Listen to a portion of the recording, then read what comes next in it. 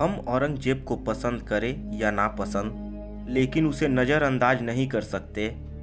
औरंगजेब की नीतियों को लेकर हमेशा सवाल उठते रहते हैं और उसके नायक या खलनायक होने की बहस चलती रहती है। औरंगजेब को लेकर सवालों और आरोपों के बीच यह साफ नहीं हो पाता है कि हकीकत दरअसल है क्या। बादशाह की नज़र में औरंगजेब की छवि एक सक्षम और प्रभावी प्रशासक की बन गई। शहजादे मुराद की बल्ख में लगातार नाफरमानी के बाद जल्द ही औरंगजेब को वहां बुलाया गया जहां उसकी सख्त जरूरत थी। शाहजहां ने शाहिस्ता खां को गुजरात का गवर्नर नियुक्त करने के बाद औरंगजेब को गुजरात से लौटने के लिए लिखा। 20 जनवरी 1647 को लाहौर में औरंगजेब बादशाह से मिला। उसे बल्ख और बदख्शा अभियान का प्रमुख नियुक्त किया गया और 3 हफ्ते बाद उसे सबसे खतरनाक अभियान पर भेज दिया गया। औरंगजेब को मिली ये नई जिम्मेदारी उसकी मुश्किलों में भी साहस न खोने की कहानी बताती है। दरअसल बल्ख और बदख्शा ही वो जगह थी जहां से औरंगजेब हकीकत में औरंगजेब की तरह पहचाना जाने लगा। ऐसा नहीं है कि हर तरफ उसे सफलता ही मिली, लेकिन उसने मुश्किल हालात में भी डटे रहकर ये साबित किया कि दारा के लिए अगर कोई चुनौती हो सकता है तो वह औरंगजेब ही है। दुश्मन पहले से अधिक हमलावर हो चुका था और उसने कैंप में 2 जगह से हमला किया। तोप, रॉकेट और बंदूकें ही उज़्बेकों को दूर रख सकती थी। अगले दिन औरंगजेब सैखाबाद पहुंचा। वहां तैनात 2 अफसरों को वहां से हटाकर बल्ख भेजा गया। इसके बाद औरंगजेब भी बल्ख नदी से फैजाबाद की ओर निकला। 7 जून को हालत और खराब हो गए। बुखारा की सेना बड़े युद्ध की तैयारी कर चुकी थी। अब्दुल अजीज खान तब तक ऑक्सस नदी के उस पार के हिस्से में खुद को स्थापित कर चुका था। वह अपनी 1.25 लाख की सेना के साथ मुगलों को पीछे ढकेलने के लिए तत्पर था। उसने ऑक्सस नदी के किनारे डेरा डाल दिया। 2 दिन बाद मुगलों का बुखारा की बड़ी सेना से सामना हुआ।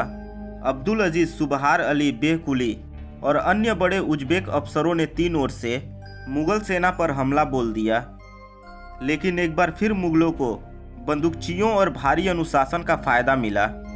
उज़्बेक पीछे हटते रहे और लड़ते रहे। उनके पास आग्नेय अस्त्रों की कमी थी और उनके तीर करीब से मारे जाने पर ही घातक थे। अंत में बुखारा के राजा ने औरंगजेब को शांति संदेश भेजा।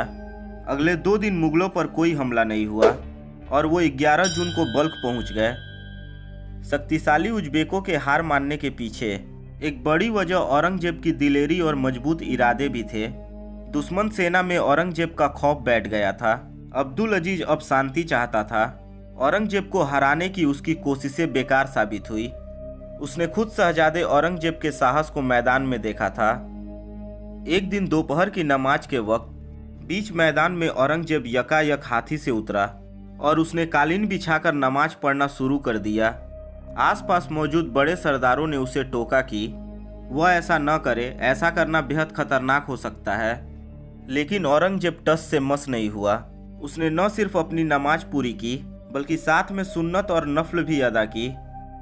औरंगजेब ने बिल्कुल इसकी परवाह नहीं की कि वह युद्ध के मैदान में है और जोरदार लड़ाई जारी है। बुखारा की उज़्बेक सेना बड़े अचरज से यह सब देख रही थी।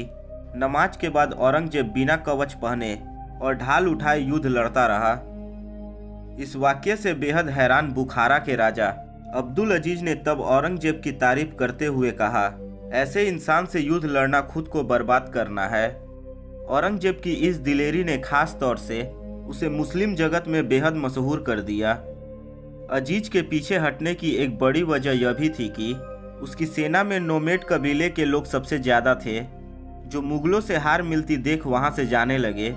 दरअसल मुगलों को खत्म करने का इरादा ही उसके साथियों को एक साथ लगने लगा था। अब ऐसा करना संभव नहीं था, इसलिए वे घर लौट जाना चाहते थे। तुर्कोमन लड़ाकों ने अपने घोड़े शाही सेना को बेच दिए और वह ऑक्सस नदी के किनारे से हट गए। अब्दुल अजीज ने प्रस्ताव दिया कि बल्ख उसके छोटे भाई सुभान कुली को दिया जाना चाहिए, लेकिन शाहजहां ऐलान कर चुका था कि बल्ख अब्दुल अजीज के पिता को सौंपा जाएगा। नजर मोहम्मद ने जब देखा कि उसका बेटा अब्दुल अजीज औरंगजेब से हार गया तो उसने शाहजहां से बातचीत शुरू कर दी। इस बीच शाहजहां को भी यह अंदाजा हो गया था कि बल्ख को बनाए रखना असंभव है। नजर मोहम्मद ने भी अपने बेटे सुबहान कुली को बल्क देने की बात कही, लेकिन शाहजहां ने एक शर्त रखी कि नजर मोहम्मद को माफ़ी मांगनी होगी और आत्मसमर्पण करना होगा।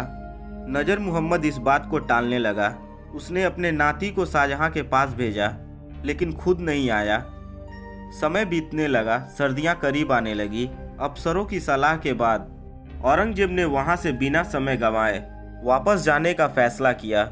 इसके लिए वह बादशाह की सहमति का इंतजार नहीं कर सकता था।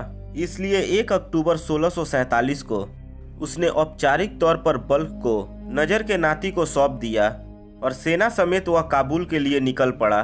और 3 अक्टूबर को औरंगजेब ने बल्ख से बाहर की यात्रा शुरू की।